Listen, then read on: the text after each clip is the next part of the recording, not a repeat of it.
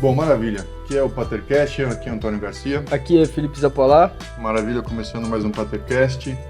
Hoje a gente vai falar paternidade na Bíblia e a gente vai fazer a continuação de Samuel. Samuel, parte 2. Show. Lembrando que o Patercast é um movimento para resgate da paternidade. Isso aí. Show? Show. Tá bom. A gente falou, da última vez que a gente estava falando sobre Samuel, a gente chegou até o momento em que a gente comentou que Samuel era um dos juízes.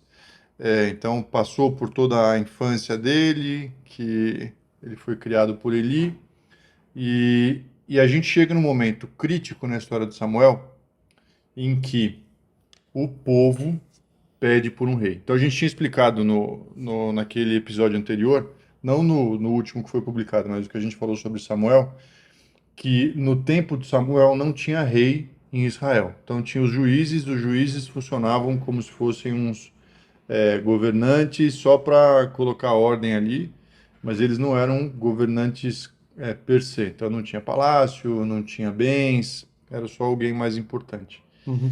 E aí chega um momento específico que o povo de Israel pede para Samuel, fala assim, Samuel, a gente quer um rei. A gente não quer mais ser governado por você, a gente quer um rei. Você lembra dessa passagem? Lembro. Tá bom. O que te chama a atenção nessa passagem? Cara, acho que na passagem se eu não me engano, o povo pede o rei também muito por conta de algumas falhas que estão tendo, né?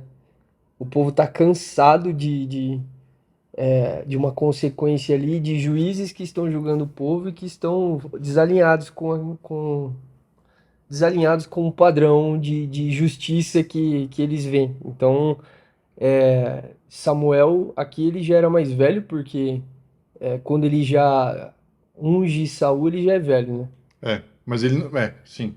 Ele já é mais velho, ele não é Mas não é velho ainda, É. porque ele vai ser um pouco mais velho quando ele unge Davi. Davi.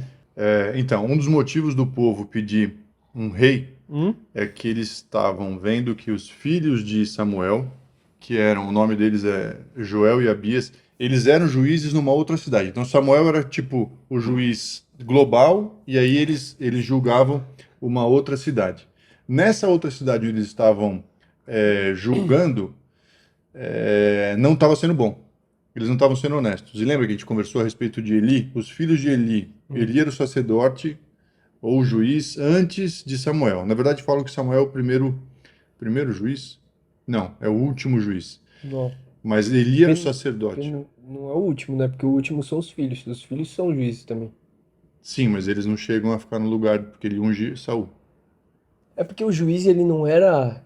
O juiz ele não era que nem o rei que tinha. Então, em teoria, ele não. Ele é por região, né? É. Certo? Por família. Não, mas eu acho assim, tinha um juiz global, só que nesse caso específico, global da nação sim. toda.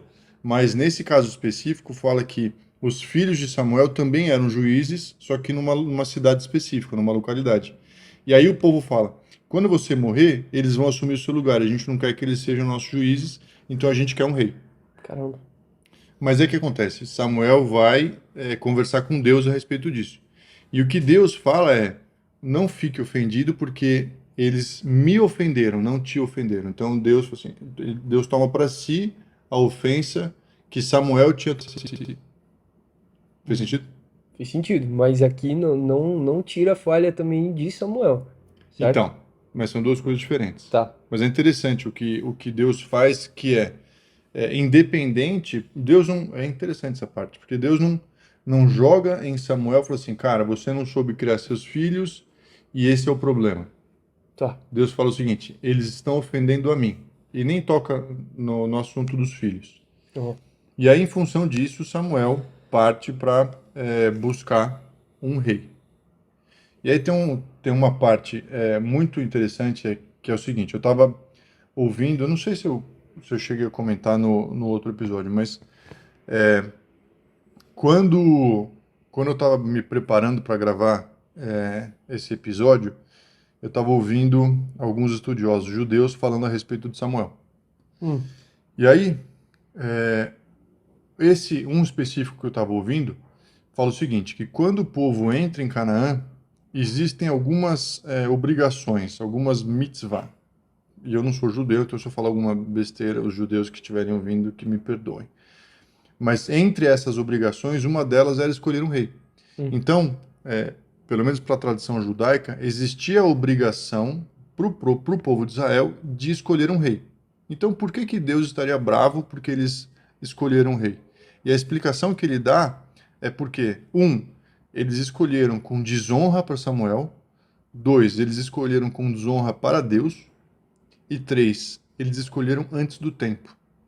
Então, de acordo com esses estudos judaicos, deveria haver um tempo específico em que haveria um corpo profético instalado em Jerusalém, por isso que tinha a escola dos profetas, e esse corpo que estaria instalado seria um contraponto ao poder real. Então você deveria ter um rei e um outro corpo, como se fosse um legislativo ou um judiciário, que equilibraria o poder do rei. Por isso que Samuel e Deus também fala, cara, vocês vão escolher um rei para vocês e ele vai tiranizar vocês. Então, eu achei super interessante isso, porque daí Caraca, começa a fazer um pouco mais de sentido sim. porque o rei sozinho, de fato, ele tem um poder muito grande. E isso se perpetua para a humanidade, essa figura do rei absolutista ou totalitário, onipotente.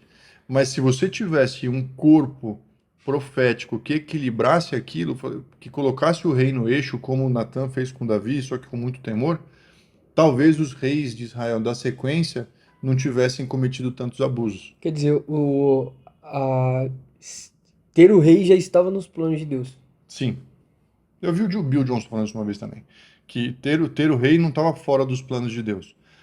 Porque eu também acho que é necessário ter um governante. Mas o ponto todo não é você ter um governante. O ponto é o que você vai equilibrar, como você vai equilibrar o poder desse governante. Então, eu imagino um rei, que é como se fosse um presidente hoje, é quem executa.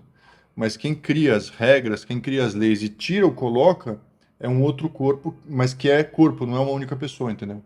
É um corpo profético, um corpo legislativo, um corpo judiciário que tem um conselho e que não depende dos humores e paixões de uma única pessoa.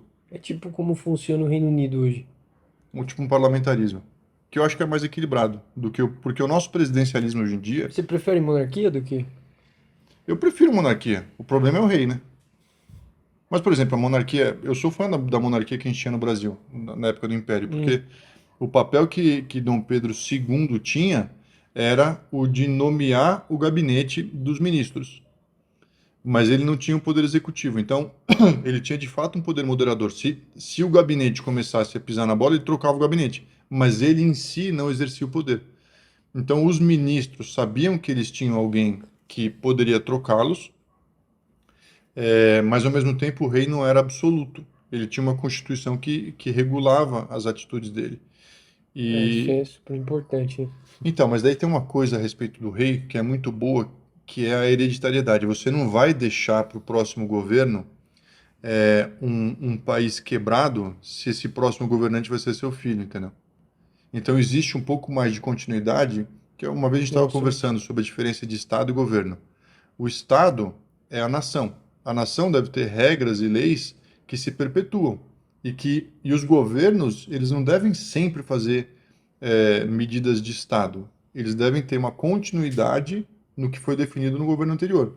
Mas o que acontece hoje em dia é, sei lá, entrou o Bolsonaro, daí ele desfez um monte de coisa do governo anterior. Aí entrou o Lula, desfez o que o Bolsonaro já tinha desfeito e voltou.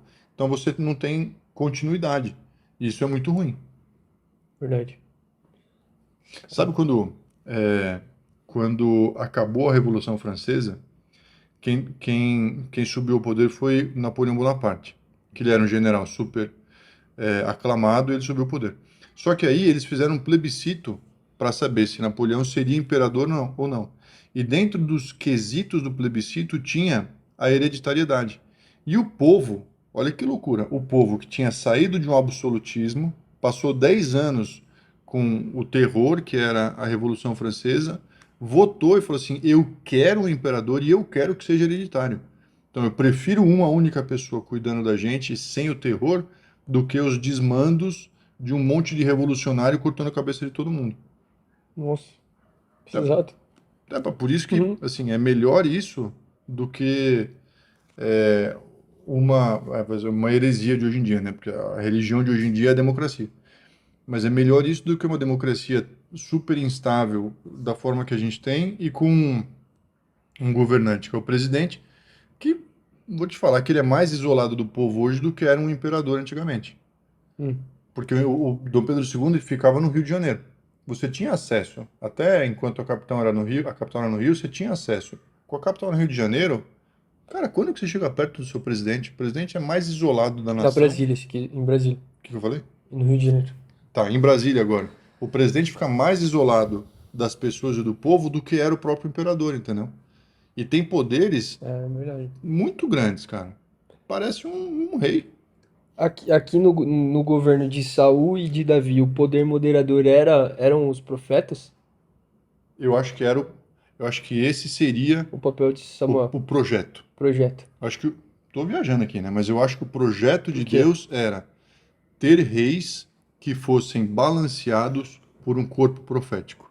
Ó, E esse corpo profético daria direcionamento, exortaria e, conforme a necessidade, deporia um rei.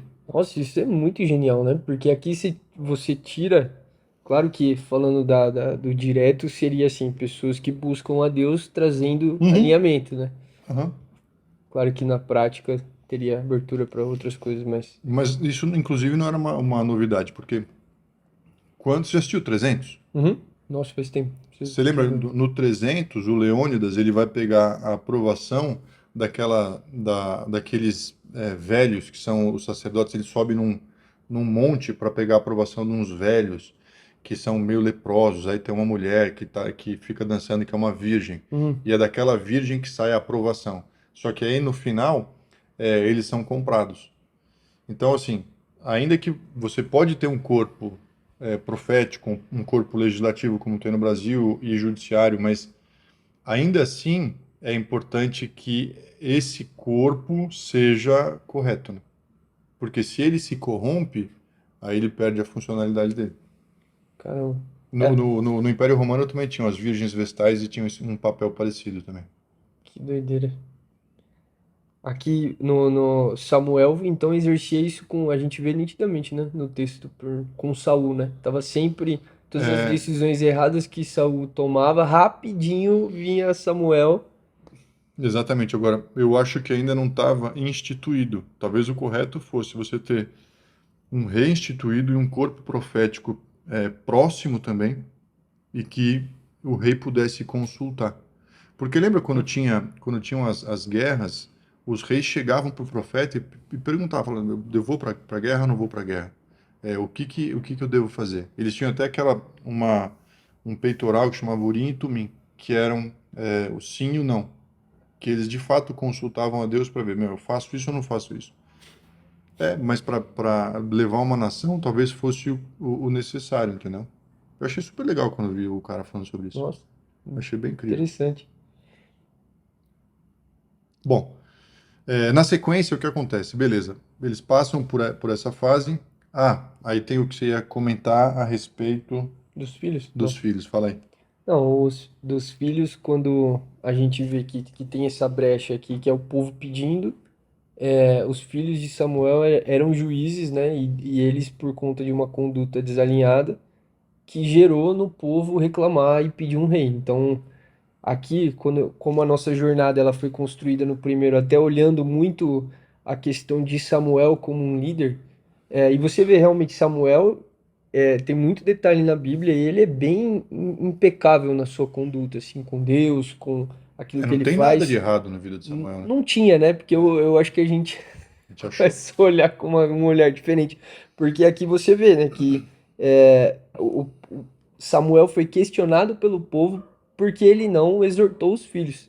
É, Além de ter a brecha, né, além dos filhos não terem andado nos caminhos de justiça, de verdade, não só andado, né, porque se eles eram responsáveis por julgar o povo, é tipo assim, uma régua mais alta do que o sim, normal. um E padrão maior um ainda. padrão bem maior, né? E aí ele é questionado e com isso acontece, né, que Deus traz para ele e ali muda toda a história, né? Mas é engraçado que quando eu li, foi interessante você trazer isso. Porque entra ali a dinastia, né, dos reis. Sim. Essa é a dinastia de Davi. Mesmo com Saul, é a dinastia. Não, Tem a primeira de Saul, seria uma dinastia, que mas não deu certo, rompe, e aí tem uma e, dinastia de Davi. davídica. E olha no meu olhar era, olha o poder de uma família em situação de influência, Aham. com um erro de um pai com seus filhos, o que não gerou para uma nação. É. Eu tinha visto com esse olhar, mas como é, aqui entendendo essa questão teológica de que Deus só antecipou algo que ele já tinha, mas mesmo assim, Mas eu não acho que foi Deus que antecipou. Quer dizer, ele por quis. solicitação do povo. Exato. É. Eu também já pensei sobre a vida de Samuel, ela é bem impecável, com exceção disso. Isso me leva para um ponto, até como a gente fala sobre paternidade, é, eu, eu, eu consigo ver a paternidade também numa crescente evolutiva, se a gente pode falar assim. Porque eu acho que quando você olha para a história, você vê muitas coisas evoluindo. Então, naquela época tinha escravo, hoje já não tem mais. Naquela época os homens tinham muitas mulheres, hoje já não tem mais. E eu acho que a paternidade está chegando num ponto hoje de evolução em que vai se cumprir de fato que o coração dos pais vai se voltar para os filhos, como está escrito na palavra. Então, mesmo há pouco tempo, a gente conversa sempre sobre o papel do pai, mesmo há pouco tempo, o papel do pai não era tão influente e tão presente como a gente propõe que ele seja. Uhum. Então, o pai, naquela época de Samuel, menos ainda. Então, o pai nem perto dos filhos ficava. E os filhos cresciam com as mães. Geralmente, a influência das mães era mais forte sobre os filhos do que dos pais. Porque os pais tinham também tanta necessidade de ter muitos filhos, seja para ajudar no trabalho, seja para ter para garantir a hereditariedade, que as mães, que eram muitas mães para o mesmo pai, acabavam gerando mais influência. Hum. Hoje em dia, para onde nós fomos, aliás, os pais talvez da geração passada, retrasada, qual que era a preocupação principal deles? Eu vou trazer provisão financeira para minha casa e vou trazer segurança, proteção física. Mas o resto, que é proteção intelectual, provisão intelectual, espiritualidade, identidade, os pais acabavam não trazendo porque nem entendiam que tinham esse papel. E eu acho que a gente está chegando num ponto em que, de fato, a nossa preocupação é muito maior com relação aos nossos filhos do que foi do meu pai, ou que foi do seu pai, bom, do seu avô, ou do seu padrasto. Uma preocupação muito maior.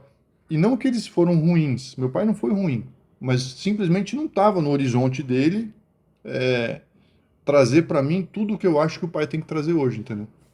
Hoje eu vejo o pai como muito mais completo, entendeu? Então, nesse ponto de Samuel, é interessante porque não é que ele foi um mau pai e aí gerou filhos que não foram bons. Hum. Eu acho que ficava muito menos sobre a influência do próprio pai, entendeu? Tem todo um aspecto cultural, histórico ali que às vezes a gente isola Isso, para analisar isso aqui, né? isso. Quando a gente olha a história dos reis de Judá e os reis de Israel, as mães geravam muito mais influência do que os pais.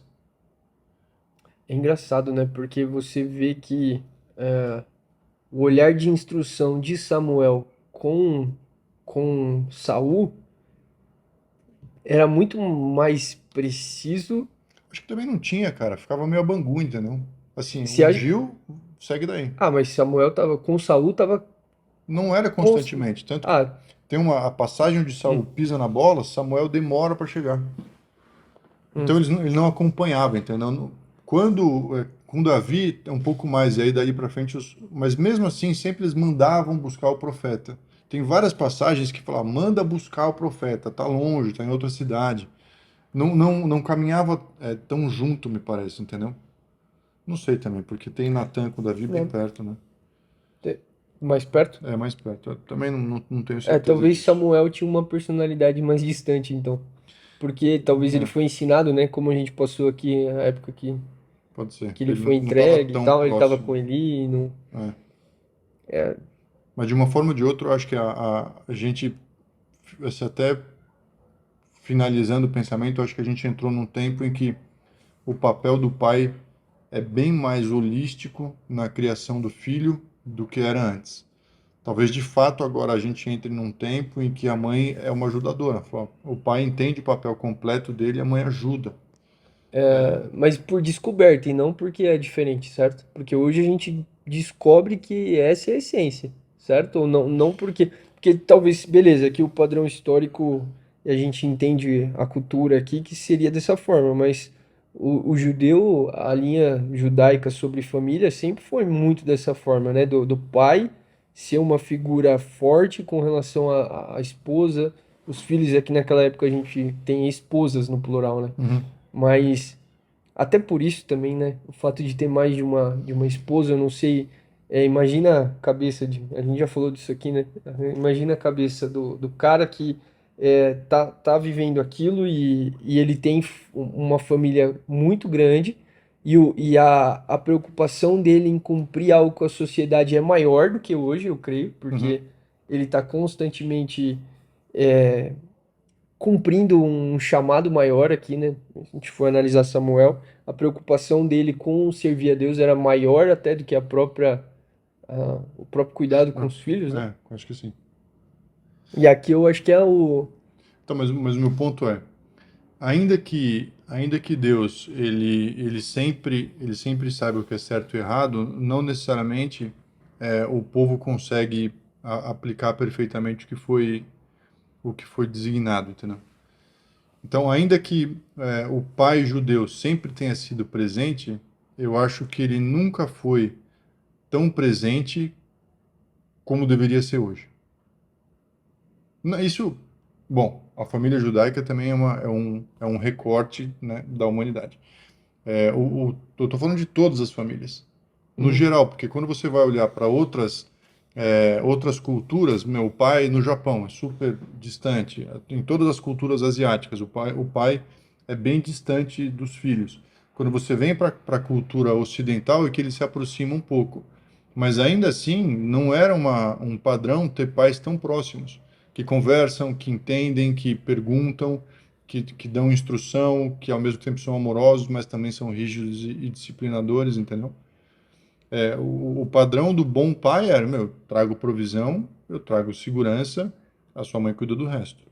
Você acha que a vinda de Jesus, a gente falando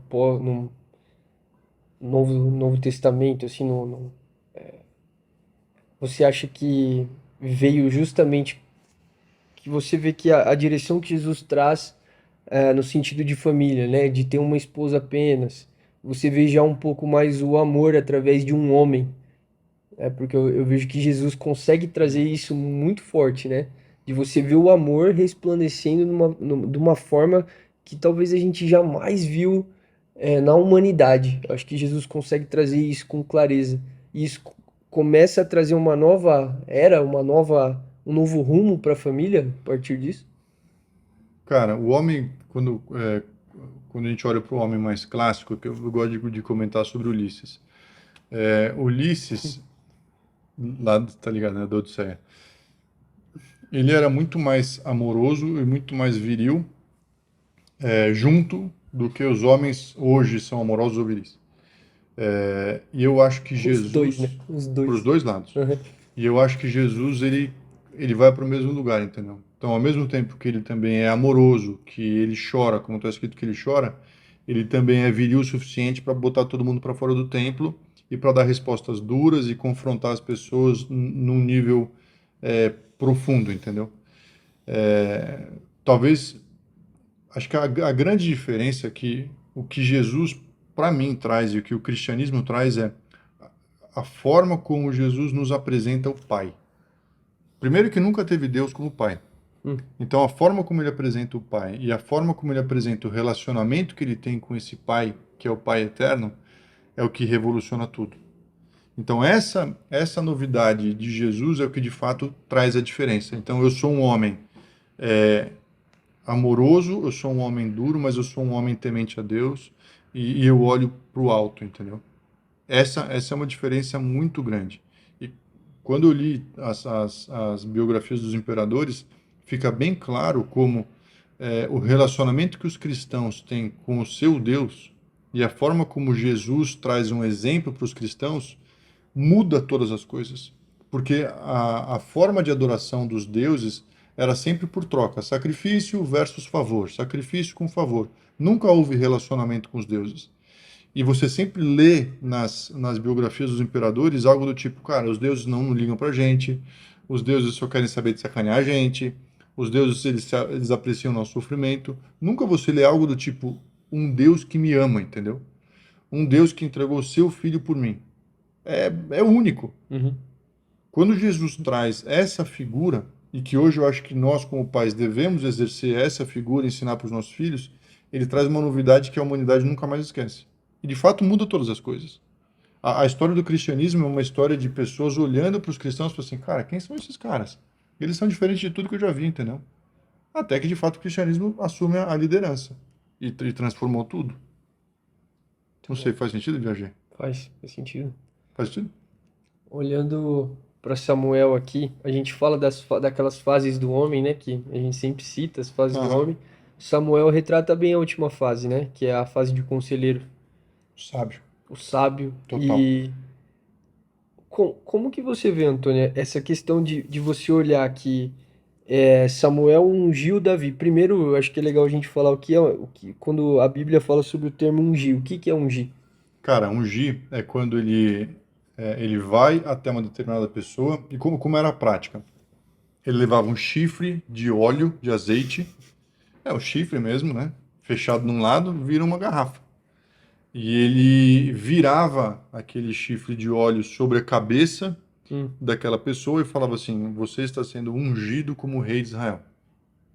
E aí entendia-se que Deus tinha escolhido aquela pessoa para exercer aquele papel específico.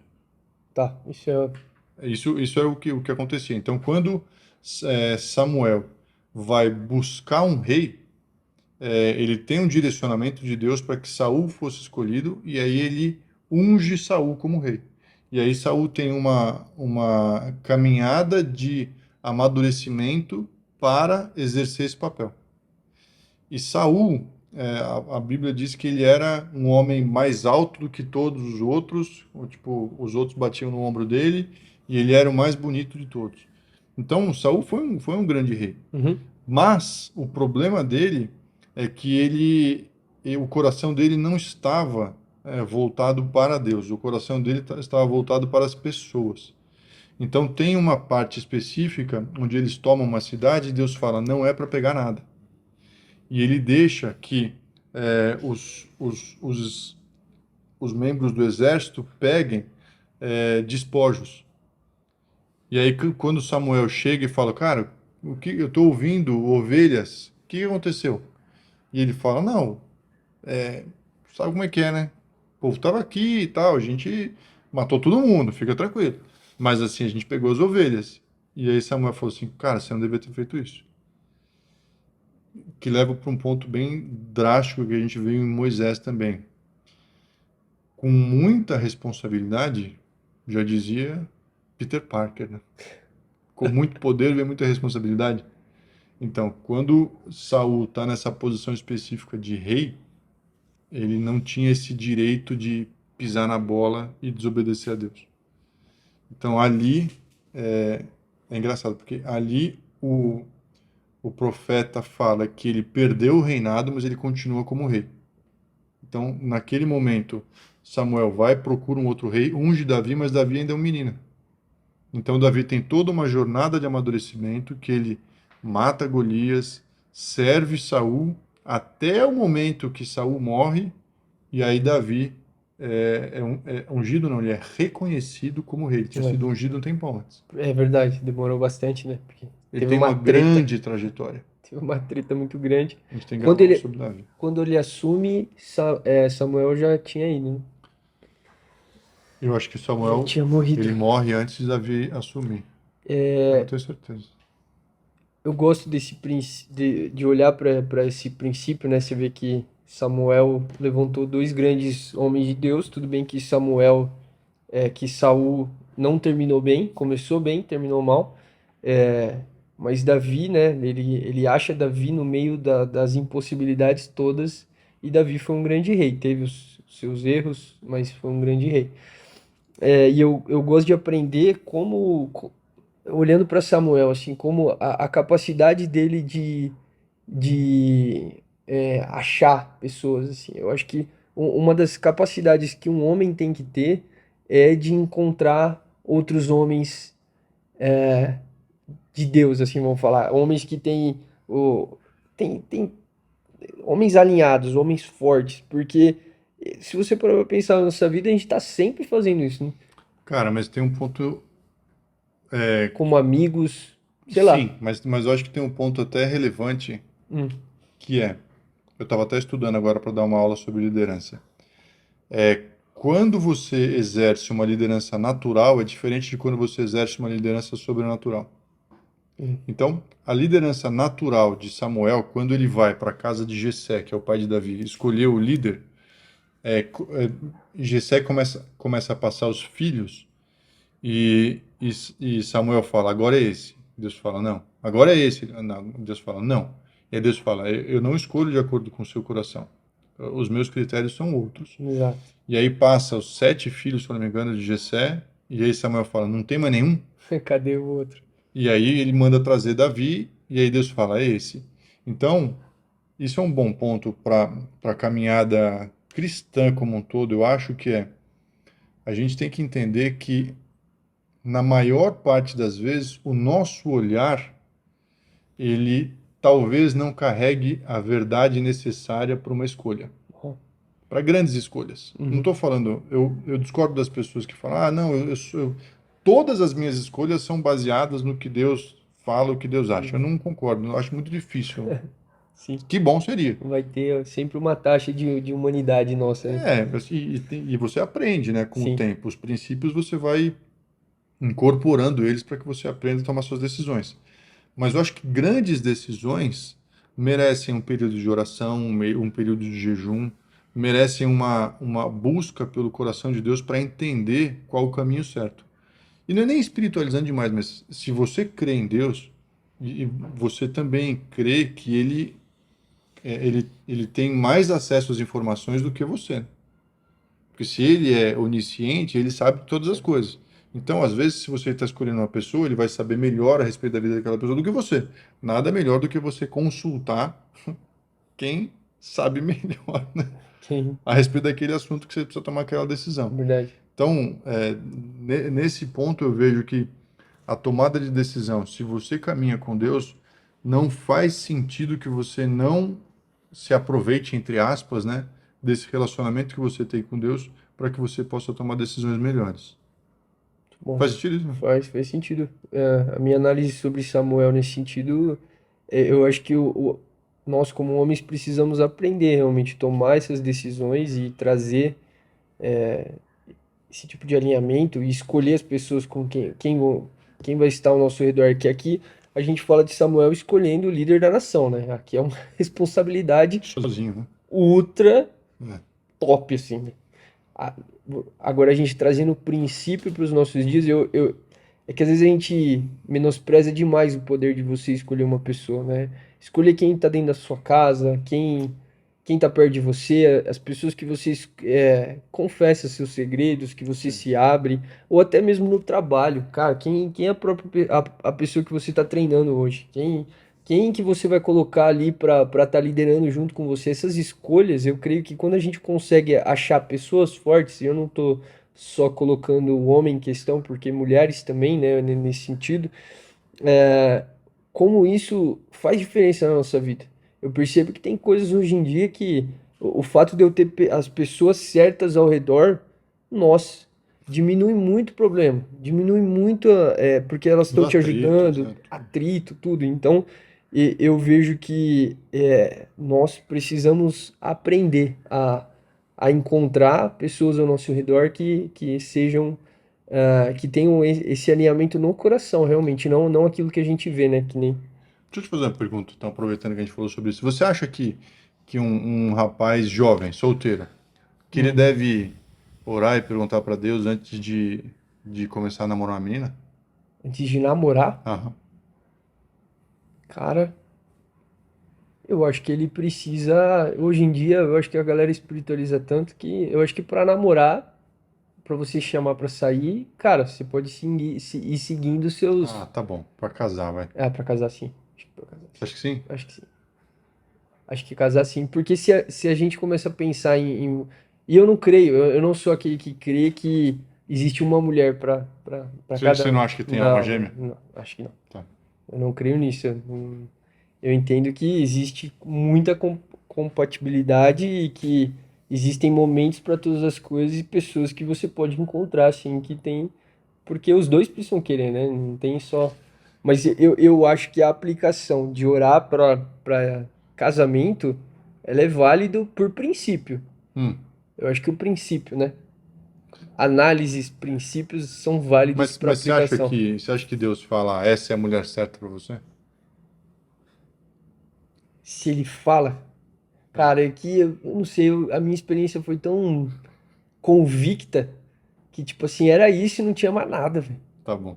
Mas eu, não, eu acho que não. Eu acho que Deus É, não sério? escolhe. É, não, porque é uma decisão muito Você acha que a escolha é pessoal. sua? É. Mas eu acho que ele te ajuda a se entender. Assim, cara, você precisa de uma mulher assim, assim, assado. E te ajuda a ter um olhar para entender também a pessoa que vai caminhar ao seu lado.